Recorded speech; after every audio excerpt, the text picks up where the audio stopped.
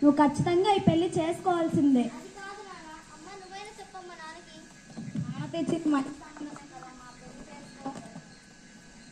నువ్వు రాలే నాకు అన్నం పెడదు. ఏంటి వాళ్ళతో మాటలు? అక్క ఏడవకు అక్క, నువ్వు ఏడుస్తుంటే నాకు కూడా ఏడుపు వస్తుంది. నాకు ఏడుపు తప్పక ఏం మిగిలింది చెప్పు? నువ్వైనా చక్కగా చదువుకొని ఒక జాబ్ తెచ్చుకో. ఇలా ఏడ్చి పెడబొబ్బులు పెట్టి నా పరువు రోడ్డును వేయకండి. నేను చెప్పినట్టు ఆ 3 ముళ్ళు వేయించుకొని నా పరువు నిలబెట్టి. ఏంటి అర్థమవుతుందా? తెలుసుగా నా సంగతి.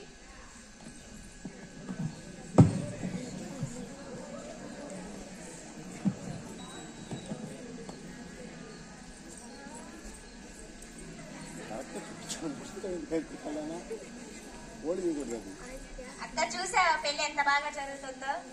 నీ బొంద పసిపిల్లని చేసి పెళ్లి చేస్తున్నారు. తన జీవితం ఇదంతా మనకెందుకు అక్క? వచ్చామా తిన్నామా వెళ్ళామా అన్నట్టుగా ఉండాలి. అందరు ఇలా అనుకోవడం బట్టే సమాజంలో బాల్య వివాహాలు ఎక్కువ అవుతున్నాయి. సర్లే పద.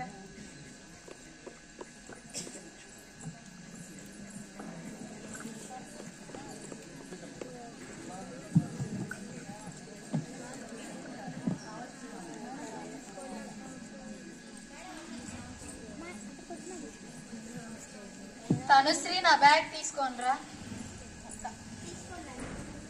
మహి ఏది? నాన్న సాయంత్రం వచ్చేటప్పుడు స్వీట్ తీసుకొస్తావా? నేను సాయంత్రం ఆఫీస్ నుంచి వచ్చేటప్పుడు తీసుకొస్తాను, నువ్వు వెళ్ళి ఆడుకో. తనుశ్రీ నేను చాలా రోజుల నుంచి చూస్తున్నాను, ఏంది ఇంత డల్గా ఉంటున్నావు? పర్లేదు చెప్పు. నువ్వు చెప్తేనే కదా నీ సమస్య ఏంటో నాకు అర్థమయ్యేది.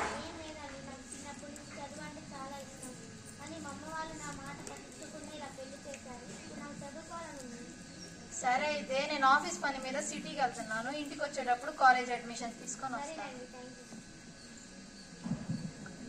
ఇప్పుడు చదివేంటే? ఇప్పుడు చదివి ఎవరిని ఉద్ధరిద్దాం అనుకుంటున్నావు? అది కాదత్తయ్య, ఆయన జాబ్ చేసి నేను జాబ్ చేస్తే పిల్లలకి మంచి భవిష్యత్తు ఇచ్చిన వాళ్ళు. అదంతా నాకు తెలియదమ్మా. చదువు ఉద్యోగం అని ఆడతీరు బజార్లు ఎక్కితే మన కుటుంబ పరువు బజార్న పడుతుంది. నువ్వు చదువుకోవద్దు ఏమొద్దు, వంటగదిలో వంట పనులు చూసుకుంటే చాలు అంతే. రే దీని గోల్ ఎప్పుడు ఉండేది, నువ్వు వెళ్ళురా. అమ్మా నీకేం తెలియదు, ఊరుకో. తనుశ్రీ నేను ఇంటికి వచ్చేటప్పుడు కాలేజ్ అడ్మిషన్ తీసుకొని వస్తాను. చూస్తున్నా నీ వేషాలన్నీ చూస్తున్నా. ఏదో రోజు నాకు ఛాన్స్ దొరకపోదు, ఆ రోజు నీ పని చెప్తా. అదేం లేదమ్మా.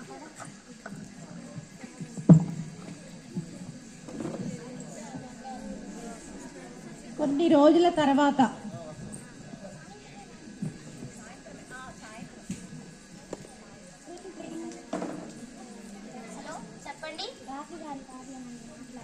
అవును చెప్పండి. మీ వారు కృష్ణవేణి కాలేజీలో అడ్మిషన్ తీసుకుంటే రోడ్ యాక్సిడెంట్లో చనిపోయారండి.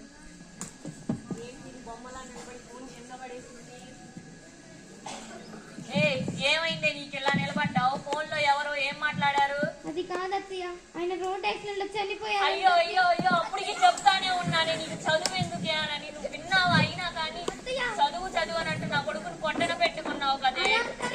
నేను అప్పటికి చెప్తానే ఉన్నా, ఆడపిల్లలకు ఉద్యోగం ఎందుకు చదువు ఎందుకని. అయినా కానీ అడ్మిషన్ అనే పేరుతో నా కొడుకుని మింగేసిన తిమింగలానివే నువ్వు. మెల్లకొండు నువ్వు.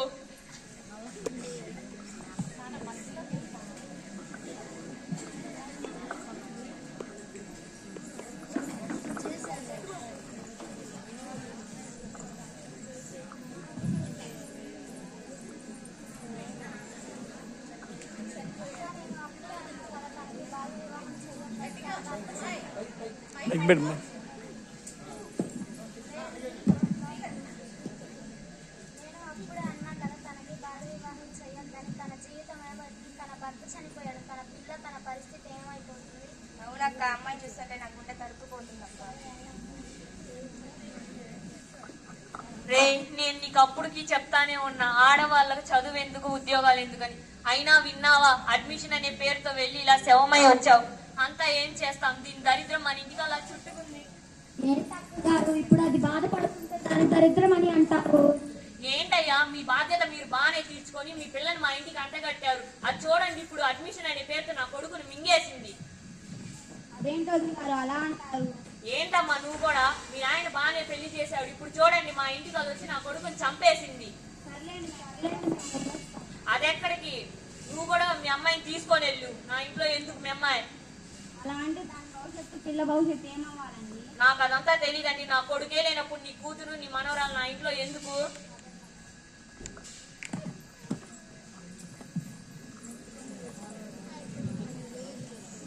₹50 received on Bharat Pay. కొంచెం అనుకుంటే పెట్టవే.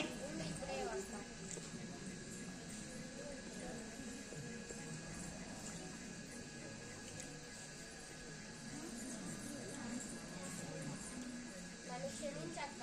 ఇంటికి వచ్చిన తర్వాత అన్నకి ఇవన్నీ కూడా అడగలేదు. అన్నం కొద్దిగా ఉంది, ఏమనుకోగలను.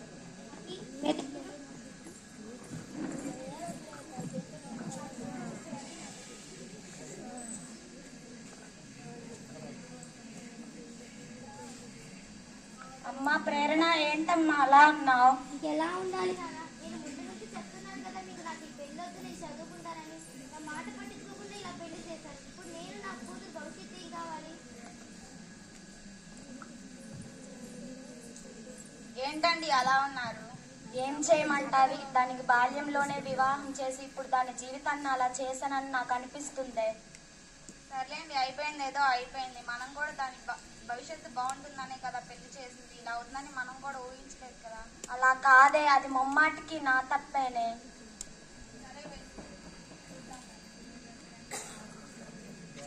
అమ్మా ప్రేరణ, ఇలా రామ్మా. అమ్మా ప్రేరణ, ఏంటమ్మా పిలుస్తుంటే వెళ్ళవు? అదేంటి నాన్న అలా అంటున్నావు? ఇప్పుడు చేసిందంతా చేసి రమ్మంటే ఎలా వస్తాను? నువ్వు చెప్పింది నిజమేనమ్మా. నేను అందరి మధ్యతరగతి తండ్రిలాగానే నీ విషయంలో కూడా అలా చేశానమ్మా. నువ్వు చదువుకుంటాను అన్నా సరే నేను నీ మాట పట్టించుకోకుండా నీకు బలవంతంగా బాల్యంలోనే వివాహం చేశానమ్మా. ఇప్పుడు నా తప్పు నేను తెలుసుకున్నానమ్మా. నిన్ను చెల్లిని బాగా చదివిస్తాను.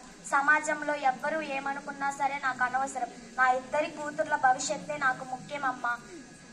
అలాగే ఈ తండ్రి ఎక్కడ కూడాను ఏ బాల్య వివాహాలు చేయకుండా నేను చూసుకుంటానని కోరుకుంటున్నానమ్మా.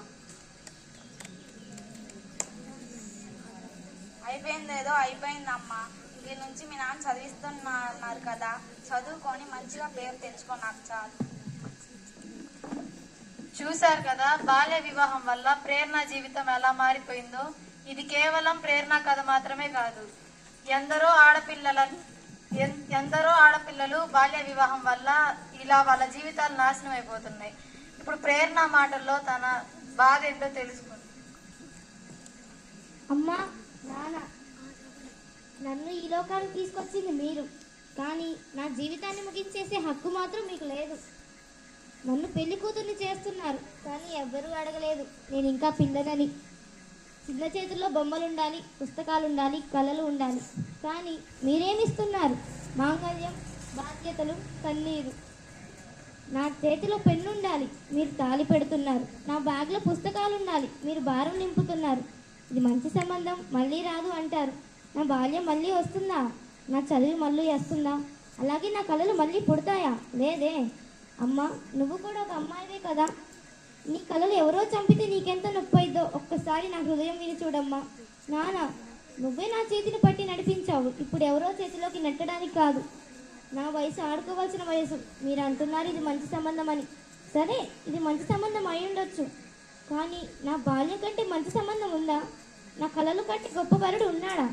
నా భవిష్యత్తు కంటే విలువైన నా పెళ్ళి ఉందా? నేను పెళ్ళికి వ్యతిరేకం కాదు, కానీ ఇప్పుడే కాదు, ఇంకా నాకు వయసు రాలేదు, ఇంకా నా రెక్కలు బలపడలేదు. ఈరోజు నా మడిలో తాళి వేస్తే రేపు నా గొంతులో నిశ్శబ్దం వేస్తారు.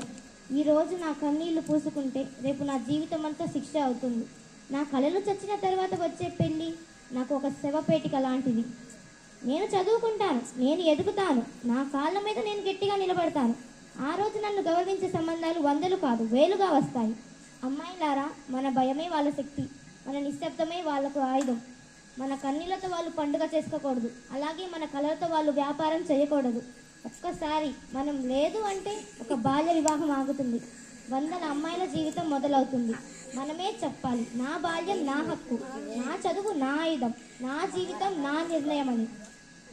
ఈరోజు ఒక అమ్మాయి కాదు, ఈరోజు నేను ఒక అమ్మాయిని కాదు, నొక్కి పెట్టిన ప్రతి గొంతు, అణిచివేసిన ప్రతి కళ, నిలబడాలని తప్పించే ప్రతి హృదయం. నేను ఒక స్వరం, ఒక అగ్ని, ఒక మార్పు, ఒక కొత్త భవిష్యత్తు. నా బాల్యం అమ్మకానికి కాదు, నా చదువు ఆపడానికి కాదు, నా జీవితం నిర్ణయించేది నేనే. బాల్య వివాహం ఒక పెళ్లి కాదు, ఒక చిన్నారి కలల హత్య.